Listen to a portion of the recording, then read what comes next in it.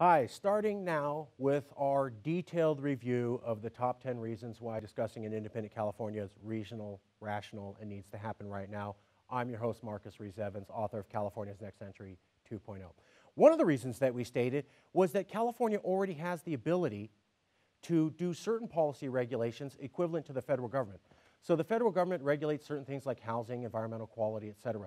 But on certain areas, California alone, meaning no other state's allowed to do this, is able to do policy recommendations and regulation on its own, equivalent to the federal government, meaning that when California does this regulation, the federal government can't supersede it, or it essentially acts as a same level, meaning that in a few areas already, California already has subnational sovereignty, devolved government, whatever you want to call it. Number one, environmental protection.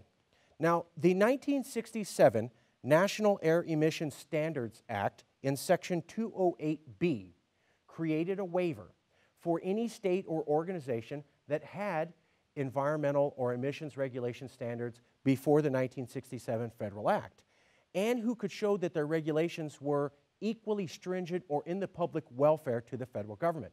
Now that Section 208B in the 1967 Act didn't specifically list California, but everyone knew that the only state in the entire Union of the United States that had environmental regulations prior to the federal government in 1967 was California. What this meant is that the federal government allowed for California alone and no other state to apply for a waiver to essentially get out of federal regulations. The federal government created an allowance for California alone, no other state, to get out of having to listen to the federal government on environmental regulations.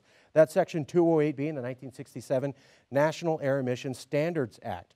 The reason is that in 1966, California, a year before the federal regulation, created the first ever tailpipe emission standards.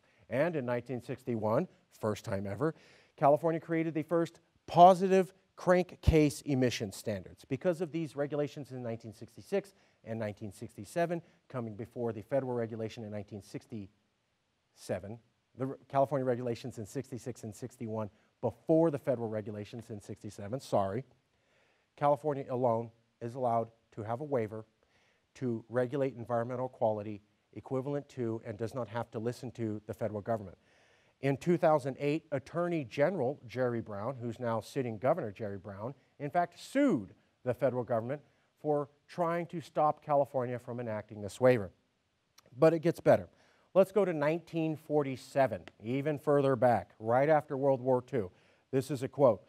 California passed the McBride-Grunsky Insurance Regulatory Act that effectively exempted insurers from federal regulatory legislation, including antitrust laws, and authorized cooperation between insurers in rate-making and other related matters. So in 1947, California essentially created legislation that said it's going to do its own insurance regulation independent of rules that the federal government has. That's gone on for decades. Nobody's challenged that. So in environmental regulation and in insurance regulation, California has essentially the authority, either by taking it or asking for it or having the approval from Congress, to do policy regulation at an equivalent level to the federal government, and no other state gets to do this. But moving on, in 1994, California voters passed Proposition 187. Now, controversy aside, Proposition 187 said that in California, people who were undocumented Californians would not be allowed to have access to social services. That was essentially Californians rewriting the federal immigration law. In fact, President Bill Clinton told Californians, and then sitting Governor Wilson, not to enact this legislation because it overruled federal immigration rule. President Clinton said, quotes, "It is wrong for you to want to reduce illegal immigration." And instead, he asked that Californians allow the federal government to, quotes, "keep working on what we're doing." That was in 1994. By the way, it's over a decade later, the federal government still has done no immigration regulations since the time of President Ronald Reagan. Californians decided to do their own immigration regulation. They overruled the federal government. Now, while Proposition 187 was thrown out by a federal judge, the fact is that Californians fully went forward in redesigning immigration at an equivalent level to the federal government, were chastised by the sitting federal president, supported their governor and do it, in doing it, voted for it, and nobody protested.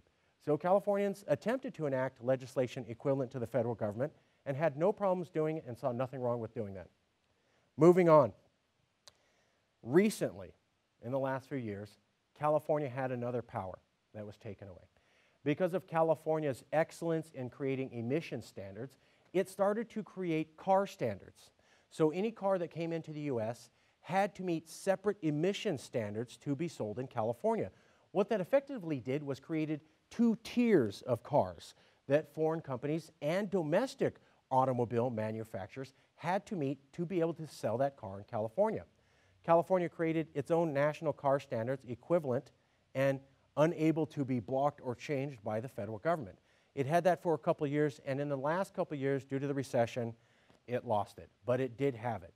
So in the fields of national car emission standards or sales across states, immigration, insurance, and environmental regulation, the state has already taken, asked, been granted, or just demanded the ability to enact policy at an equivalent level to the federal government. That's called subnational sovereignty or devolution or whatever you like to call it, the Scottish model of democracy.